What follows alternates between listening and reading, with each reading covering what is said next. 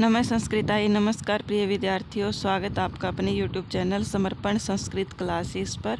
I hope आप सभी स्वस्थ होंगे और अपना अच्छे से अध्ययन कर रहे होंगे। तो आज की क्लास में हम पढ़ेंगे आधुनिक संस्कृत कवि, जिसमें हमने देवर्षि कलानाथ शास्त्री जी का परिचय हमने पढ़ लिया है।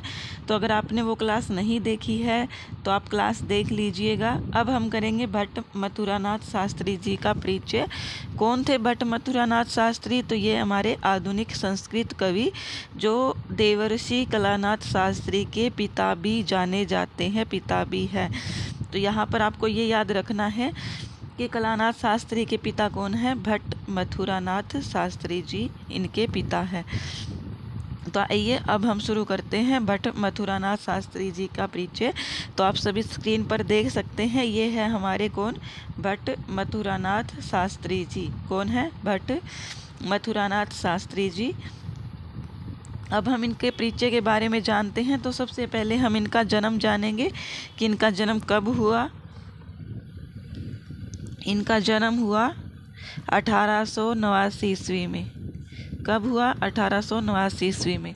इनका जन्म की जो तारीख है वो कोई तारीख फिक्स इसमें कहीं पर भी आपको दिखाई नहीं देगी, इसलिए आपको तारीख याद भी नहीं रखनी है। कहीं आप पूछो कि मैम कलानाथ शास्त्री जैसे 15 जुलाई को जन्म लिया था, तो क्या इनकी भी हमसे तारीख पूछी जाएगी? तो वो इनसे भी आधुनिक कवि है तो उनकी तारीख अच्छे से ध्यान है, लेकिन मथुरानाथ शास्त्री जी की जो तारीख दी गई है वो नहीं दी गई है। तो यहाँ पर आपको करनी भी नहीं है। आपको सिर्फ और सिर्फ ये याद रखना कि इनका जन्म कब हुआ। तो 1889 ईस्वी में इनका जन्म हुआ। और जन्म के साथ ही मृत्यु भी याद कर लीजिए। मृत्यु कब हुई है इनकी? इनकी मृत्यु हुई है 1964 ईस्वी में। वैसे ये मृत्यु सबसे लास्ट में देखी जाती है, लेकिन हम जन्म के साथ साथ ही कर लेते हैं, इससे आपको अच्छे से ध्यान रहेगा। तो अगर हमसे सीधा मैं यही लिख देती हूँ, इनका समय लिख देती हूँ, तो यहाँ पर जन्म जो हो जाएगा 1889 और 1964 ईस्वी में इनकी मृत्यु। तो इनका कालक्रम इसी प्रकार से लिख दिया गया है, आप देख लीजिएगा। इनका जो जन्म स्थल है, जन्म स्थल मतलब जन्म स्थान कहाँ पर ये उत्पन्न हुए हैं, तो ये जन्म स्थान क्या है? इनका जन्म स्थान हो जाएगा जयपुर। जयपुर क्यों है? जयपुर हमने कलानाथ शास्त्री जी के बारे में भी पढ़ा था, तो वो भी कहाँ पर ही थे? जयपुर में ही थे। तो ये जो हमारे मथुरानाथ शास्त्री है ये कलानाथ शास्त्री के पिता है, तो ये भी कहाँ से होंगे? जयपुर से ही होंगे। माता कौन है? माता है जानकी देवी। माता कौन है? मथुरानाथ शास्त्री जी की माता कौन है? जानकी देवी।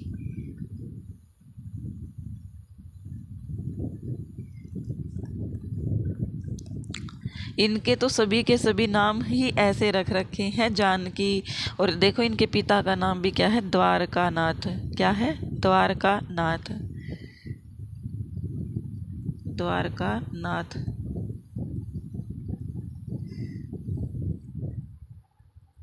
और इनकी पत्नी का क्या नाम है? पत्नी किसकी पत्नी है? ये भट्ट मथुरानाथ शास्त्री की। तो इनकी जो पत्नी है उसका नाम है रमा देवी।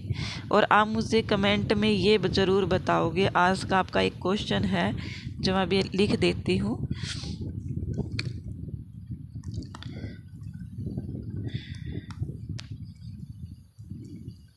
प्रश्न: देवर्षि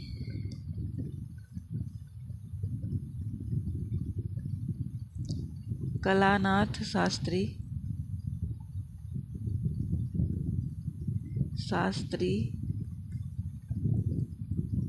जी की माता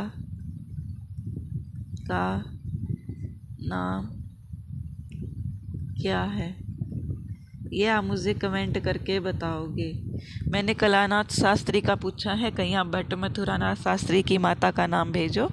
तो यहाँ पर ये आपको ध्यान रखना है। और जैसे कि मैंने आपको निमोनिक्स से वो याद करवाए थे, तो आपको इस प्रकार से भी याद रख सकते हैं जो श्री कृष्ण है वो द्वारका में रहते थे और जानकी जो है, जानकी किसका पर्यायवाची है? सीता का। वैसे हम जानकी माता को भी बोल देते हैं, वो कोई भी माता हो। तो यहाँ पर ये याद रख सकते हैं कि ये मथुरा नाथ के माता पिता है। जो हमारे भट्ट मथुरा नाथ है, इनका उपनाम क्या है या इनका अन्य नाम बोल सकते हैं हम। तो अन्य नाम क्या हो जाएगा? अन्य नाम हो जाएगा मंजूनाथ। क्या है अन्य नाम? मंजूनाथ। कहीं कहीं हमें मंजूनाथ भी देखने को मिल सकता है। तो वो मंजूनाथ किसका है? भट्ट मथुरा नाथ शास्त्री का ही अन्य नाम है। तो ये आप अच्छे से ध्यान रखिएगा। क्यों इनका ये नाम मंजूनाथ पड़ा? क्योंकि इन्होंने ब्रज भाषा में कविताएं एवं छंदों का प्रयोग किया था। क्या किया था? कविता एवं छंद लिखे थे। अब आती है इनकी उपाधियाँ। क्या है? उपाधियाँ। उपाधियाँ जानने से पहले इनका जो राजाश्रय था, जिस राजा के आश्रय में ये रहते थे, वो जान लीजिए। तो राजाश्रय क्या है? किस राजा के आश्रय में रहते थे भट्ट मथुरा नाथ से? तो ये रहते थे जयपुर नरेश, जयपुर नरेश मान सिंह के। किसके राजाश्रय में रहते थे? जयपुर नरेश मान सिंह। जयपुर नरेश मान सिंह के राजाश्रय में रहते थे। कौन रहते थे? भट्ट मथुरा नाथ शास्त्री जी। तो ये प्रश्न इम्पोर्टेंट है, पूछा जा सकता है, आप अच्छे से ध्यान रखिएगा। जो राजाश्रय है वो क्या है? जयपुर नरेश मान सिंह। तो आपको मान सिंह ध्यान रखना है। जयपुर में ये रहते हैं तो जयपुर का ही राजा होगा मान सिंह, कहीं और का नहीं हो सकता है। अब बारी आती है इनकी उपाधियों की। क्या है? उपाधियाँ। उपाधियों से संबंधित प्रश्न पूछे जाते हैं तो आपको अच्छे से ध्यान रखनी है सारी की सारी उपाधियाँ। तो सबसे पहले इनकी उपाधि है कवि शिरोमणि। क्या है? कवि शिरोमणि।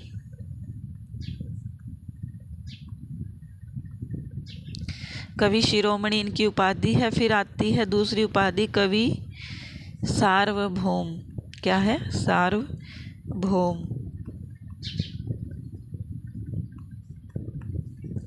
तीसरी जो उपाधि है वो है साहित्यवारिधि। साहित्यवारिधि।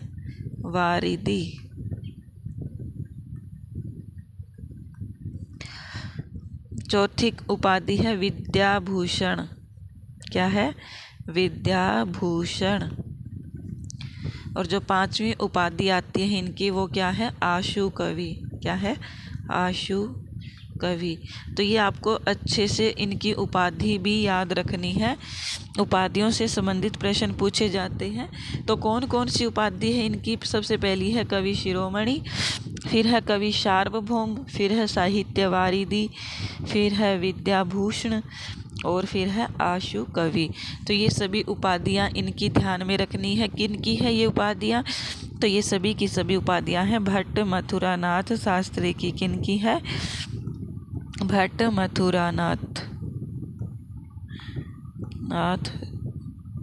जी की ये सभी की सभी उपाधियां हैं। आप अच्छे से इनको नोट कर लीजिएगा।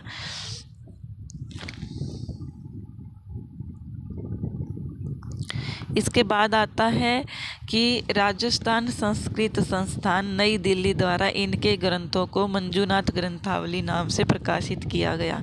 क्या है? मंजूनाथ ग्रंथावली। मंजूनाथ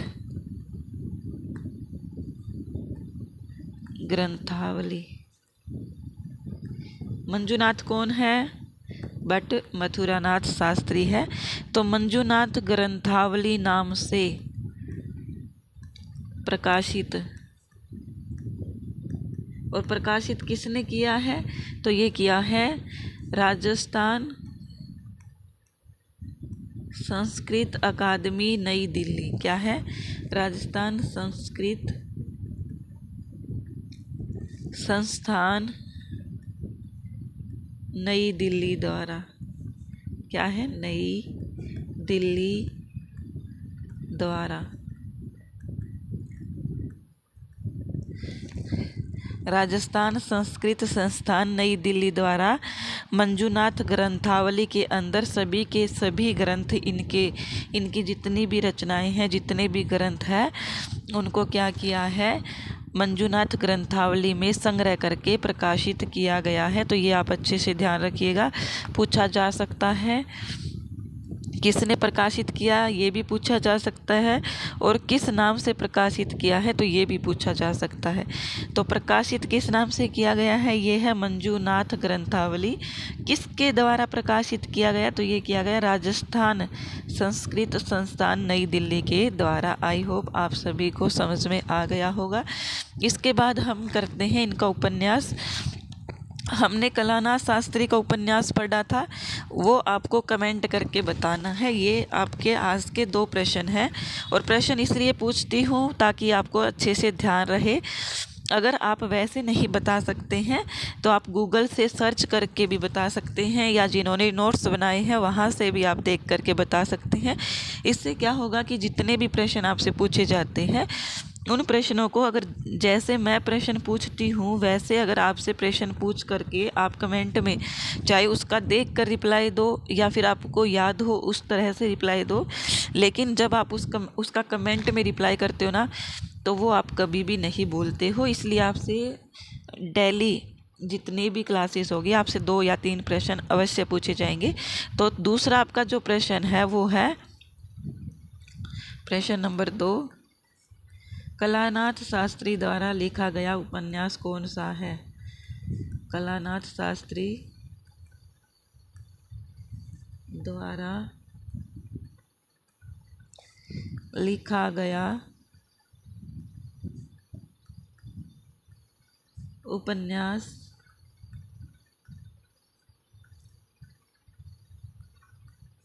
कौन सा है। ऑप्शन नहीं दिए जाएंगे आपको, आप चाहे कहीं से भी सर्च करके बताइए, लेकिन कमेंट में अवश्य बताइएगा। इससे आपको अगर आता है तो और भी अच्छी बात है, नहीं आता तो वो आपको लाइफ टाइम तक याद रहेगा कि कलानाथ शास्त्री ने, जब आप खुद से कोई चीज़ सर्च करके देखते हो तो आपको वो चीज़ लाइफ टाइम तक याद रहती है। तो आपको ये अवश्य बताना है कि कलानाथ शास्त्री के द्वारा कौन सा उपन्यास लिखा गया था। अब हम भट्ट मथुरानाथ शास्त्री का उपन्यास देख लेते हैं। तो भट्ट मथुरानाथ शास्त्री जी का जो उपन्यास है उसका नाम क्या है, उसका नाम है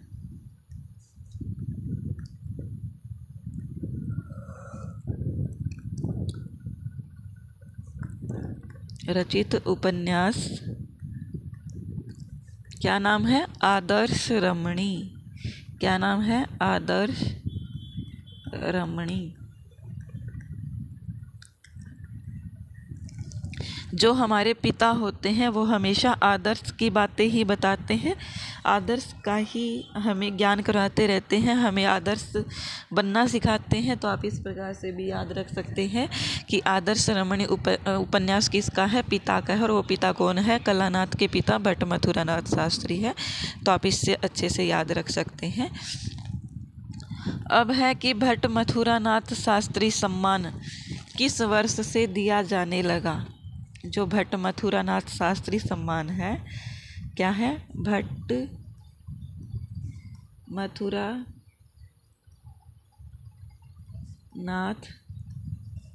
शास्त्री सम्मान किस वर्ष से दिया जाने लगा। तो ये हो जाएगा हमारा 2004 से। क्या है, 2004 से। 2004 से यह सम्मान दिया जाने लगा, भट्ट मथुरानाथ शास्त्री सम्मान। और सबसे पहले ये सम्मान किसको मिला है, तो ये मिला है मोहनलाल पांडे को। किसको मिला है,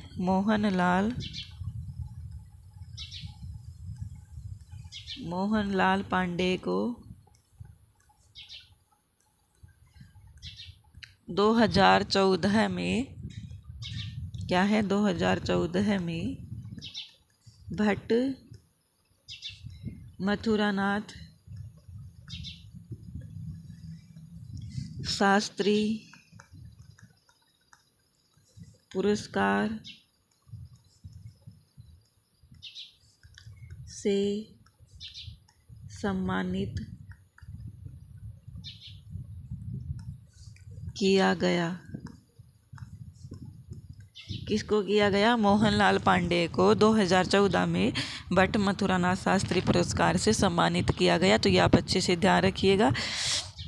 अब आती है इनकी कृतियाँ। भट्ट मथुरानाथ शास्त्री की जो रचनाएं हैं वो जान लेते हैं। कौन कौन सी रचनाएं हैं इनकी? सबसे पहले है जयपुर वैभवम। क्या है? जयपुर वैभवम।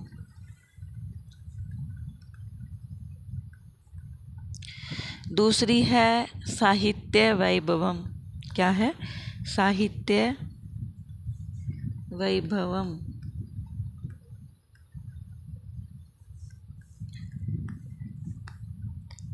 तीसरी क्या है? तीसरी है गोविंद वैभवम।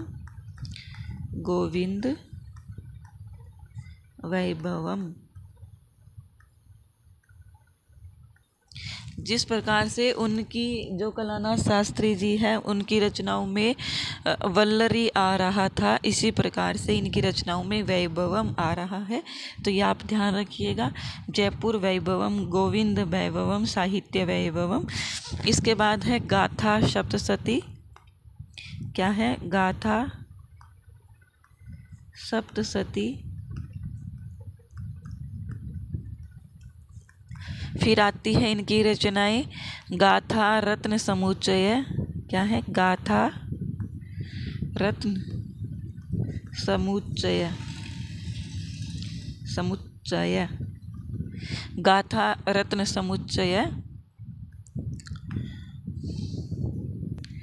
फिर इनके 2 मुक्तक काव्य आते हैं। कौन कौन से हैं वो देख लीजिए। मुक्तक काव्य।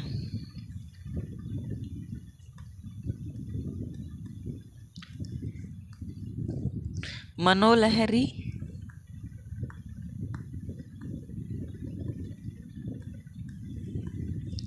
और दूसरा क्या है? समस्या संदोह। क्या है? समस्या संदोह।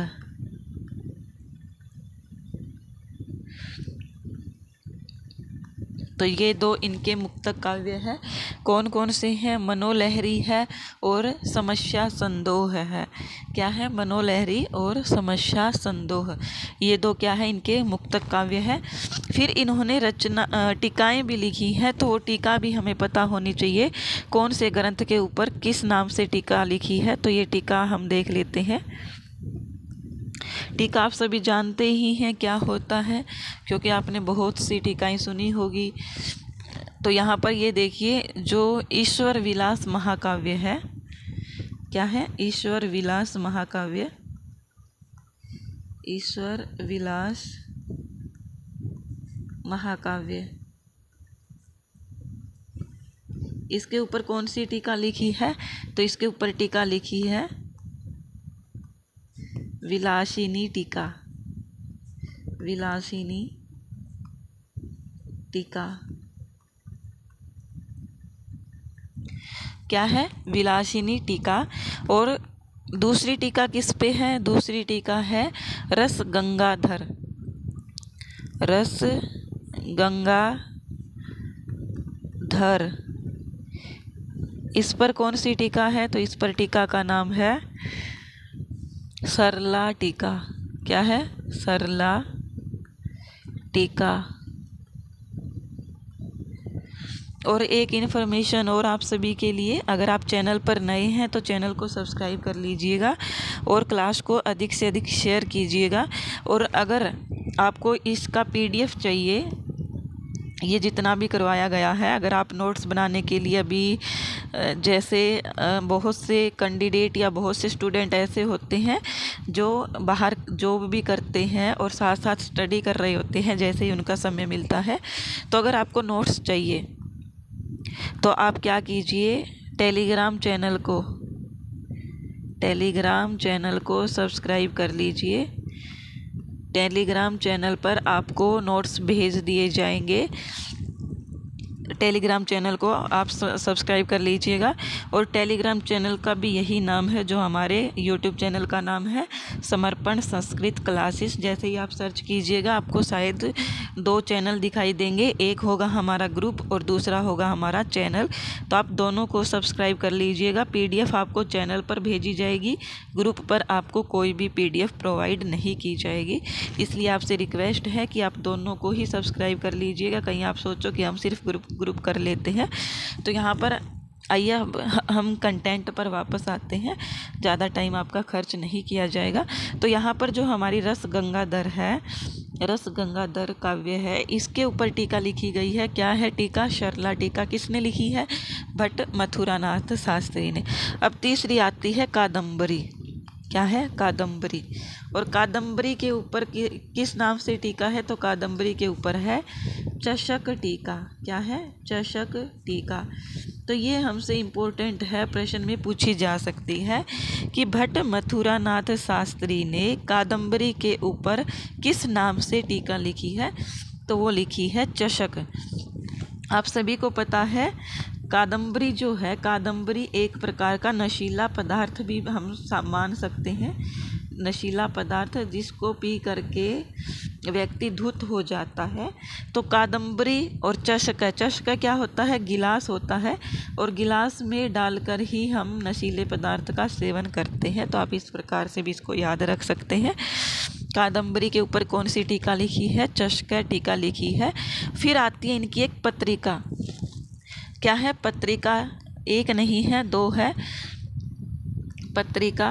नाम क्या है पत्रिका का? भारती पत्रिका। और दूसरी पत्रिका का नाम है रत्नाकर पत्रिका।